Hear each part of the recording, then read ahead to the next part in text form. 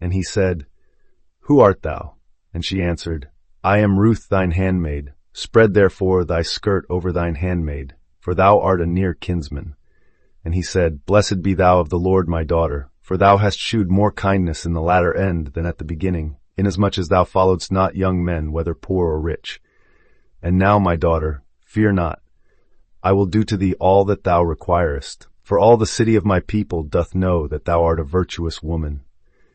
And now it is true that I am thy near kinsman. Howbeit there is a kinsman nearer than I. Tarry this night, and it shall be in the morning, that if he will perform unto thee the part of a kinsman, well, let him do the kinsman's part. But if he will not do the part of a kinsman to thee, then will I do the part of a kinsman to thee, as the Lord liveth. Lie down until the morning. Ruth 3:9-13.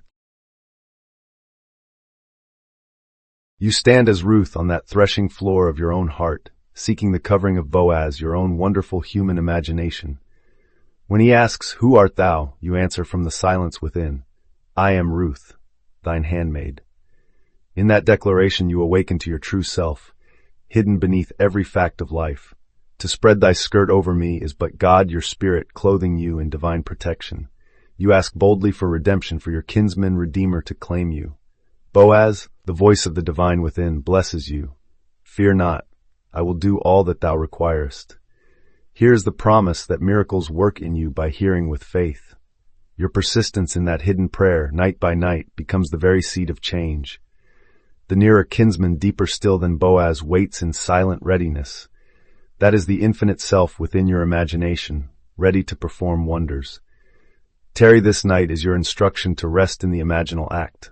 Lie down in faith, sheltered by the skirt of spirit. In that darkness, you rehearse the answer you would hear were your need already met. When morning comes, the promise quickens in your experience. Should the nearer kinsman fail, the outer you steps forward and fulfills the part of Redeemer, just as Boaz pledged. This ancient scene reveals your eternal drama. You, the soul in pursuit of divine oneness, and God, your own imagination, eager to clothe you in the garment of fulfilled desire. Fear not the facts of life, those rocks that threaten your descent. Rest in the night of faith. Listen as though you already hear the word, it is done, and by morning find that your world has been rearranged. You, the true Israel, rule as God within. Nothing is impossible to your believing. Here Ruth represents your longing, the part of you alert to need and yearning for wholeness.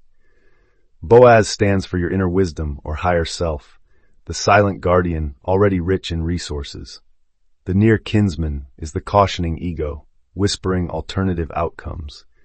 This little drama on the threshing floor mirrors the conversation you have night after night in the theater of your mind. Desire meets self, and ego stands by as witness.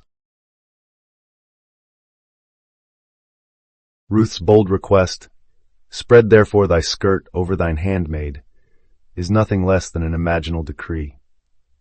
In that moment she assumes the garment of fulfillment, invoking the protective power of spirit.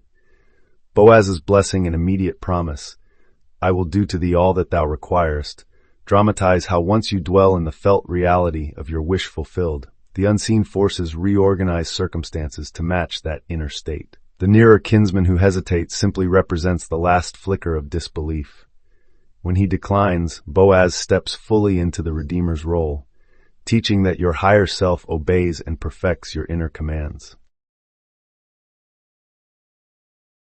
This passage reveals your birthright, the power to clothe yourself in the skirt of spirit, that is, to rest in the consciousness of fulfillment, and so activate the kinsman-redeemer within. You are both Ruth, the seeker, and Boaz, the giver.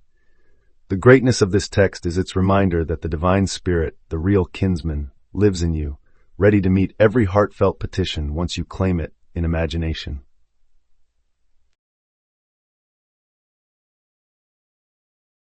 Begin by discovering the deepest longing of the heart, that single desire calling to be fulfilled.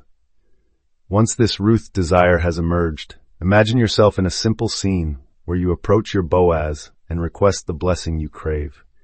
Feel the warmth of acceptance as if it is happening right now. Sense gratitude filling every fiber of your being, and see your need already met before the blessing even arrives.